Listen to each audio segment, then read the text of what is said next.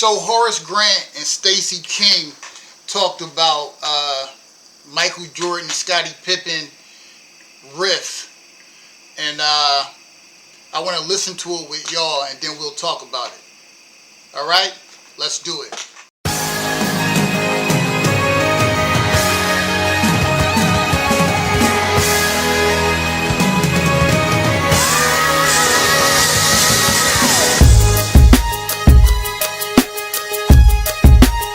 Don't ever underestimate the heart of a champion.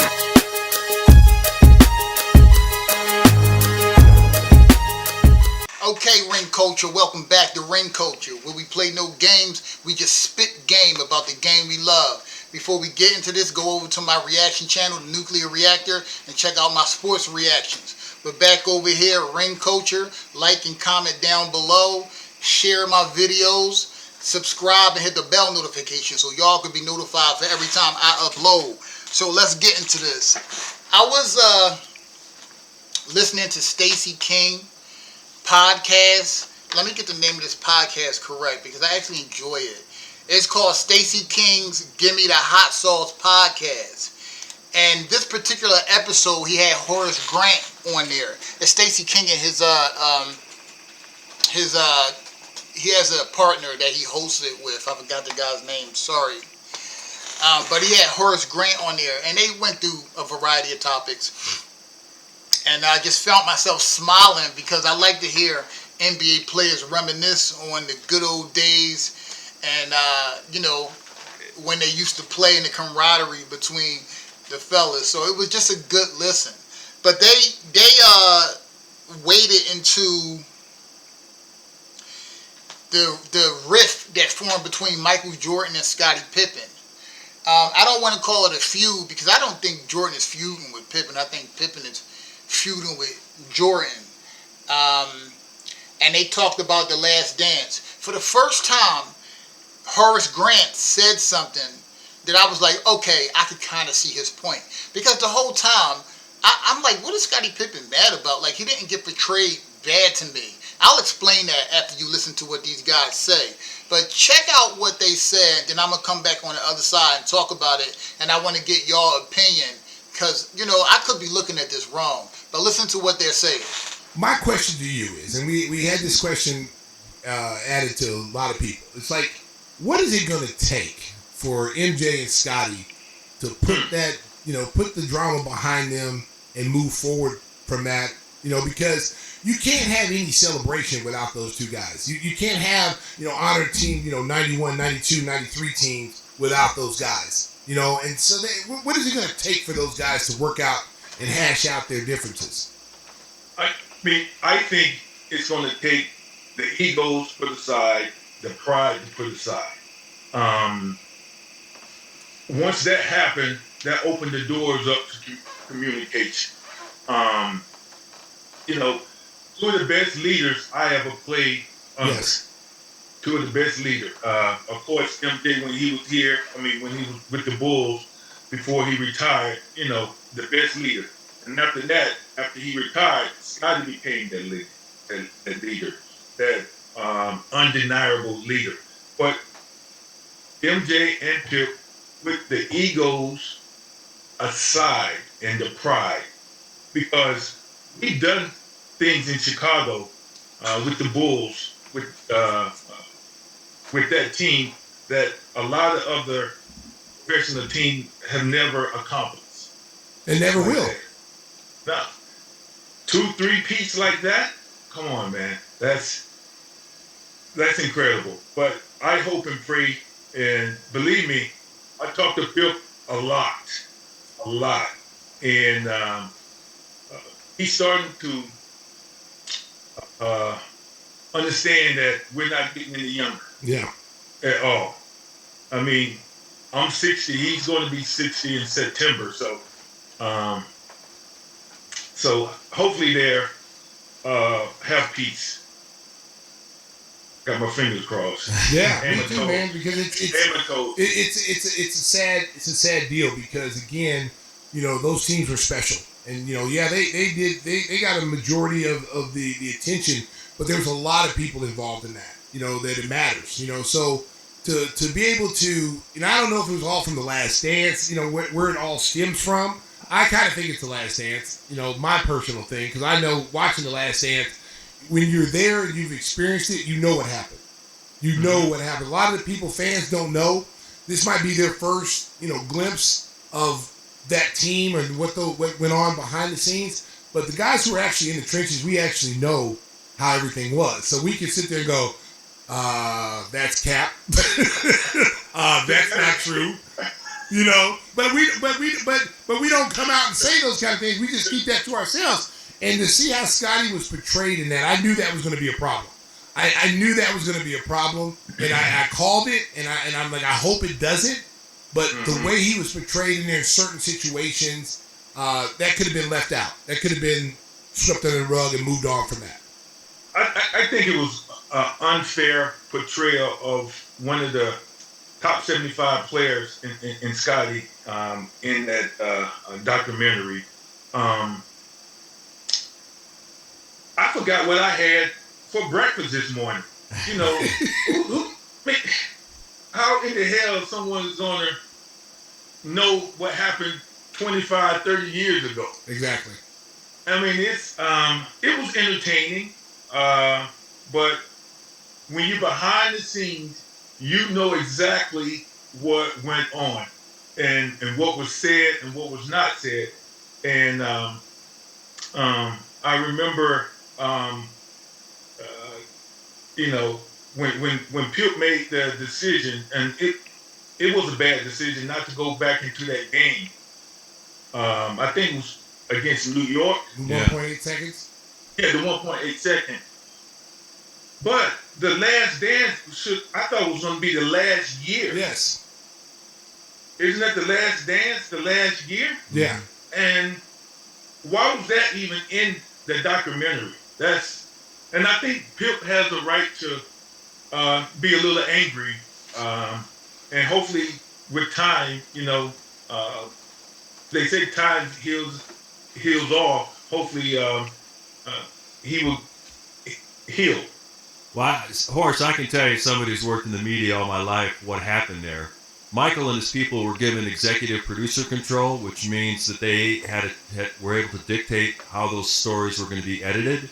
And so the negative stuff in Scottie's career, the 1.8 seconds, the contract disputes that he had, delaying his back surgery before the night, all that stuff was featured when it didn't need to be. But that was Jordan's people presenting their view on how Michael looked at it. So I'm gonna say something. My opinion changed a little bit listening to this podcast, and I'm going to say something I didn't think before, because I just thought Pippen was being sour and jealous of Jordan, which he could be a little bit. But I kind of understand why he's mad.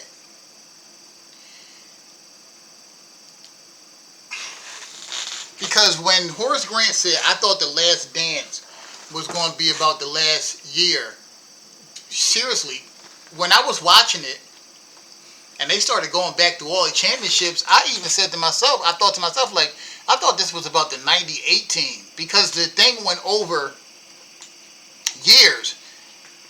Here's also, when you hear that Jordan team had carte blanche to whatever was being put in there, if you Pippen, you saying, hold up, wait, so you picked the year that you wasn't even playing, and I didn't go back in the game in there, because it'll look like Jordan is trying to make Pip look bad.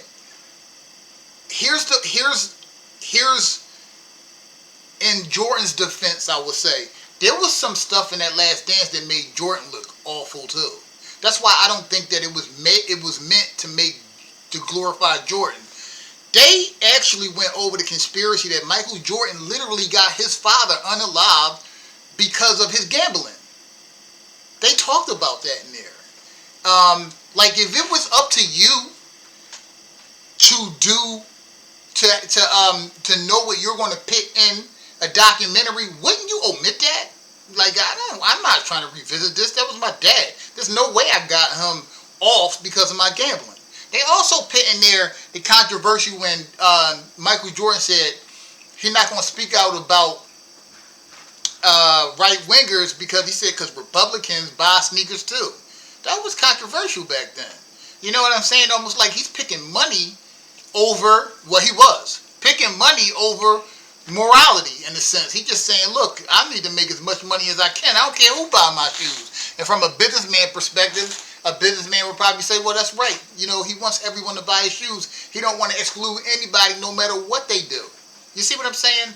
So it seems like that stuff wouldn't have been in there because those two things I just mentioned had nothing to do with the 1998 team either, or winning a championship. So I can see. So Jordan's probably thinking like, well, shit, they putting in my stuff, so this is just going to be across the board. They're just going to talk about everything, the good with all of us, the bad with all of us. You see what I'm saying? And then on top of that, Michael Jordan has. I say this about people who are ultra competitive. They almost sound like lunatics when you talk to them. So when Michael Jordan's talking, he's speaking from his competitive mind. And yes, it sounds callous sometimes because he's so insanely competitive. You see what I'm saying?